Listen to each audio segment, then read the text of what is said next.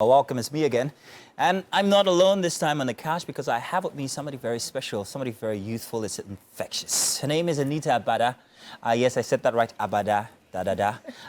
She's an award-winning filmmaker who won the award for Best Screenplay at the Scripts to Screen Africa reality TV show for the film The Catalyst. She got awarded the World Health Organization's Special Prize Award for Health Educational Film for Youth at the 2021 Health for All Film Festival for a short film she wrote, directed, and also produced on female genital mutilation titled Effon Flesh.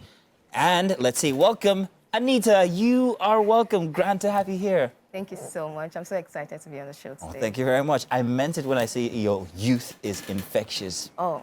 Because you are so young, but you've achieved so much. And there's no telling what else you're going to achieve because you've got so much time ahead of you. Let's talk about your endeavors. I've seen some of your movies. I know about some of your awards. But I'm going to start from, let's talk about Effon.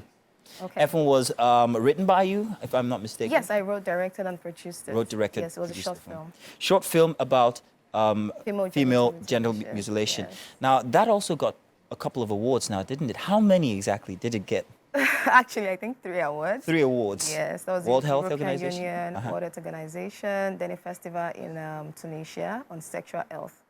Mm-hmm. You know what?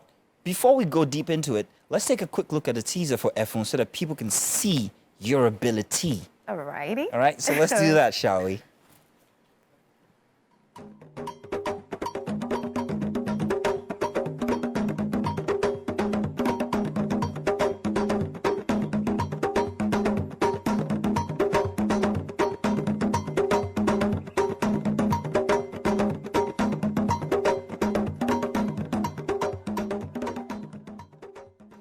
Just a teaser there for Effon. I want to ask, what led you to make Effon? Okay, so I come from South Nigeria, and where I come from, there's practice of female genital Where exactly is mutilation. I'm Delta State. I'm from Delta State. I'm from Delta State. Oh, that's great. So yeah, I spoke to my father about it, and I remember once he said that I almost got, yeah. Really? So yeah, and I had to just go deep into research. What exactly is the repercussion of such practices on young women, and how can we actually prevent it? So if I'm a filmmaker, I use visual storytelling to actually convey impact messages. Why not use film to just tell people this practice is bad, and this is how we can actually work together to stop the practice, both as parents, as children, and even as as government. Yeah. So you grew up in Delta State then? No, I grew up in Lagos State. Wait, so you mean that practice even extends up until Lagos State? I was born in Delta State. You were born in... then Okay, I so came now to- that yeah. figures. Now I get it. Wow. I really would like to know exactly how deep you went into this research. Did you have to travel there? Did you have to ask questions from the locals, the old people who still practice all of this? And what impact did it have on them when you told them that, yeah, it's not that good, or it's not good at all? So my father is actually very knowledgeable. Okay. I asked him a lot of questions. I didn't have to travel for Okay. research because I had like a lot of information on Google.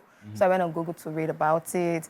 I read stories, very sad stories. Sad. Yes, and I spoke to my father, and he gave me more like overview about what it's like. From there, I wrote the script.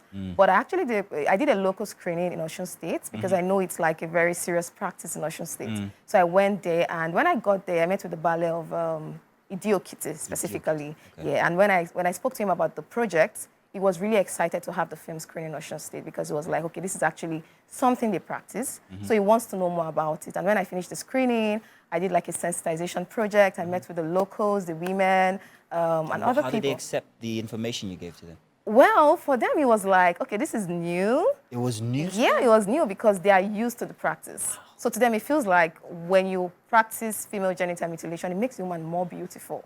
That is what they think. But there's the medical aspect of it that actually has like long-term effect on the woman. Of course, yeah. Yeah, nobody's talking about that. This is surprising to me because I have been to Idiokiti. Oh, great. Yeah, I never knew that it was a practice that also persists there.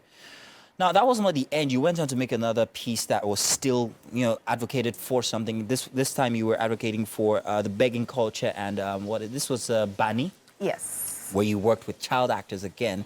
Mariam Waziri was nominated for an award. Yeah, and Emmanuel Couye, two Emmanuel kids Couye, actually. Yeah, 2 kids, exactly, from your project. How did that Yes. make you feel, seeing you, an award winner, also mentoring people, potential award winners as well, being nominated alone? is grand, and all from your project. How does that make you feel? Honestly, I think that's the goal because I started very early.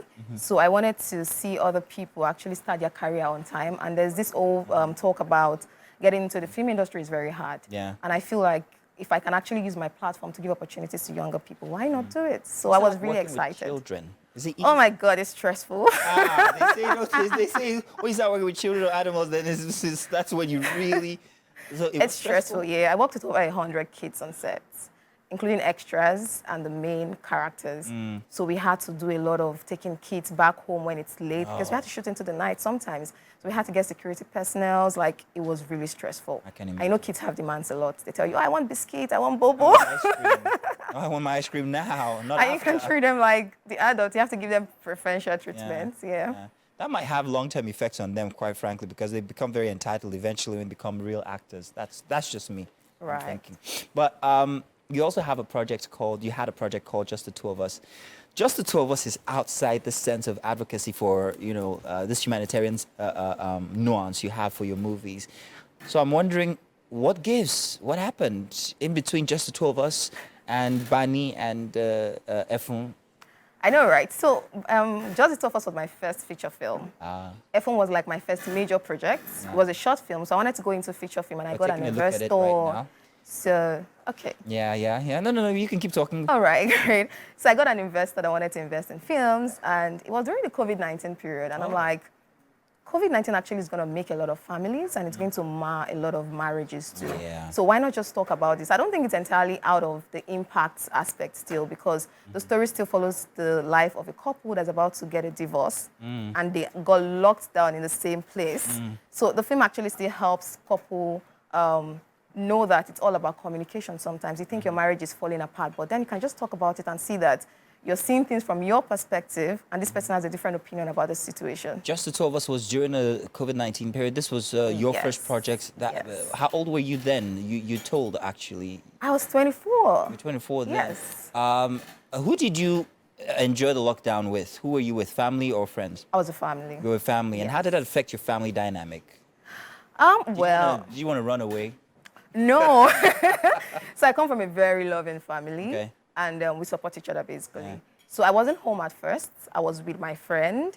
But then when it started looking like, oh, it feels like this is not going to end, I had to go back home to my family because I wanted to just have that feeling of, if anything's going to happen, let me be with my family when it happens. Are we looking forward to a project soon? Something else? An award-winning project? What might it be? Well, I have a project coming up.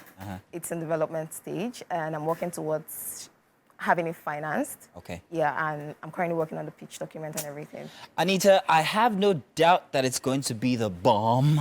Thank you. I'm very sure, and I'm looking forward to it. I want to see this, and please invite us from Wake Up Nigeria so we can come and celebrate with you when that project Definitely. is out. I love what you do. I love that humanitarian nuance that you have to what you do. And I say, hey, please continue, go out there and conquer and breed other young ones as well. Thank you you so very much for your efforts. Thank you. And for you out there, this is not all that we have. We've still got more. Do you remember now we've had Obi inside of the kitchen. He's going to be joining us on the couch here. And we're also going to be invading his life just as we've done Anita's. So do stay tuned. It's Wake Up Nigeria. We'll be back.